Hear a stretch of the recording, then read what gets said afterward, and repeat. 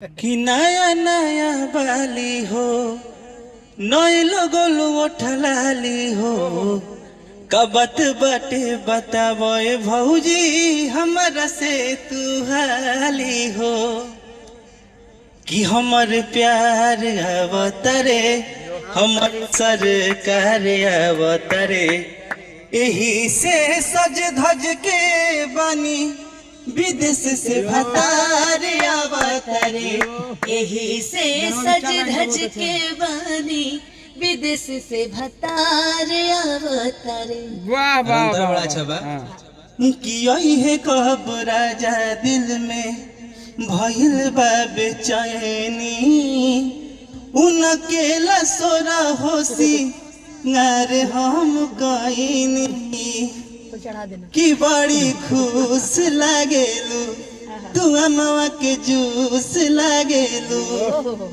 हो बहार अवतरे पवन विशाल अवतरे यही से सज धज के बनी कलाकार क्या क्या कर लेता है विदेश से भतार अवतरे यही से सज धज के बनी अनुपमा विशाल अवतारे।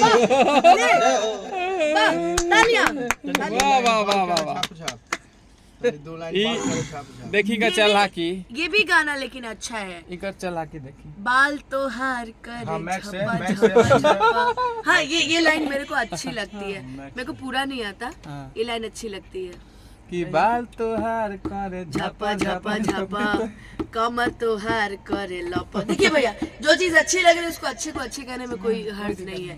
और अभी जो गाना आया है इनका पवन जी वाला वो भी अच्छा है। बहुत अच्छा गाना तेरी लाल चुनरिया दिल ले गई बहुत अच्छा गाना तेरी चोली के पीछे की डोरी चुरा के मेरा दिल ले गई। बहुत अच्छा लग रहा है बहुत ये अच्छा गाना है। तो जो अच्छा है वो अच्छा है। और अंकित का आ रहा है गाना ना हम ना गाना गाते हैं। झूठ मत बोलो हम गाना गाते ही नहीं। अभी गा रहा था कि मस्त जवानी तेरी मैं इनका गाना रहा बियर पी के डियर हमारा बियर पी के बियर पी के डियर हमारा हालत नहीं वो वाला ये माइक में गाएंगे आपके मंच में गाते हैं बड़ा डिमांड होता है अभी जो भैया डिमांड सपना में रोज मकान दुताला करला बियर पी के डियर देखिए विशाल की डिमांड पे स्पेशल गाना वो बहुत अच्छा लगता है गाना कि हमारा प्यार के बदला में बोला का दिल बड़ा हो कि तू जब दिल बड़ा हो ता दगा दिल बड़ा हो कि दिल ना लगई हाँ फेरू जानी हाँ अब जा जा जा जा भूला जाई हाँ कि अब जा जा जा जा जा जा जान भूला जाई हाँ। अब ये हम गाएंगे इनके लिए उस दिन मंच में नहीं गा पाए अच्छा। कि हमारा प्यार के बदला में बोल का दिल बाड़ू हो तू जब दिल बाड़ू हो तो दगा दिल बाड़ू हो तू जब दिल बाड़ू हो तो दगा दिल बाड़ू हो दिल ना लगई हाँ ओ गोरिया रे दिल ना लगई हाँ फेरू जानी आई हाँ अब जा जा जा जा जा जा जान भुला जाई हाँ कि अब जा जा जा जा जा जा जान भुला जाई हाँ। इस गाने के बाद हम एक जो गाना गाते हैं वो गुंजन भैया का गाना जो हम जोड़ते हैं कि तोरा बिना दुनिया वीरान लागे गोरी रे कि जियते शरीरिया बेजान लागे गोरी रे कि जियते शरीरिया बेजान लागे गोरी रे कि तोरा बिना दुनिया वीरान लागे गोरी रे। लेकिन सच में बहुत अच्छा लगता है ये गाना आपके मुंह से बहुत अच्छा ये बहुत बढ़िया कोशिश करते हैं क्योंकि इसमें हम हिंदी का वो डालते कॉम्बिनेशन भी चाहे वो गाना हो कि यारा यारा तेरी अदाओं ने मारा कि बिन तेरे हम कैसे रहे कि बिन तेरे हम कैसे रहे, जीना है मुश्किल हमारा यारा यारा, तेरी अदाओं ने मारा कि यारा यारा, तेरी अदाओं ने मारा कि अब जा जा जा जा जा जा जा भूला जाए।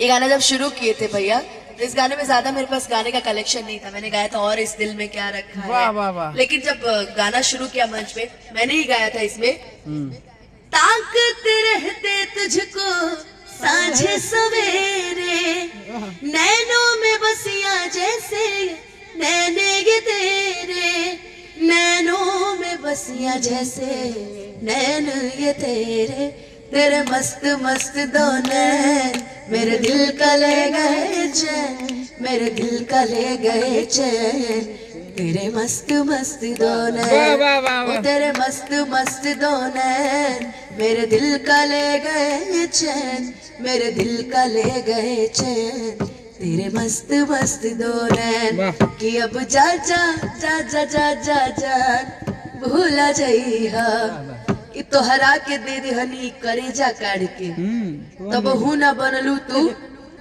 हलचल खेसारी के। इसमें अजीत हलचल जी अजीत हलचल भैया का गाना लिखा हुआ ये है, उनका वो भी गाना बड़ा अच्छा था।